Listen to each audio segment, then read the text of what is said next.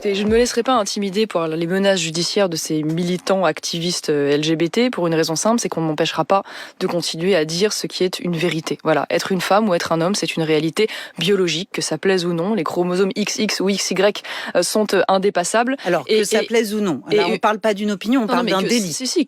La transphobie n'est pas une opinion, c'est un délit devant la loi. Ce que je déplore devant cette affaire, c'est en l'occurrence d'avoir accordé un prix qui aurait dû être réservé à une femme à un homme.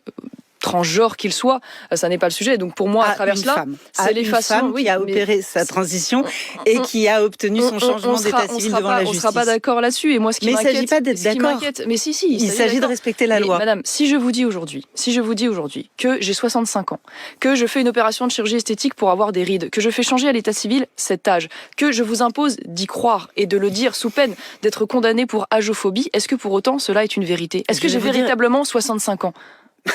Marion Maréchal, je vous répondrai que vous me racontez n'importe quoi. Non, c'est exactement la même chose. La dysphorie de genre. Dysphorie de genre. Madame, je ne crois pas à la théorie du genre. Et quelque chose qui est répertorié par la médecine et reconnu par la loi. Du genre. Mais la question n'est pas d'y croire qu'un homme naisse dans un corps de femme ou l'inverse. Je suis contre cette propagande qui aujourd'hui détruit des générations, détruit les jeunes enfants, crée des cas de malaise psychiatrique extrêmement graves avec des enfants qui aujourd'hui sont poussés à la mutilation physique, à prendre des hormones de croissance avec des conséquences durables sur leur fertilité. Je me bats contre cela. Mais donc on ne va pas tomber d'accord, vous savez. Ou de ne pas croire. Il s'agit de défendre le réel ou de défendre le mensonge. Mais vous êtes face à la science, vous êtes face à la médecine, vous êtes face à la loi. Oui, ce qui est orwellien. C'est une idéologie, ça n'est en aucun cas fondé sur la biologie. Vous dites, Marion...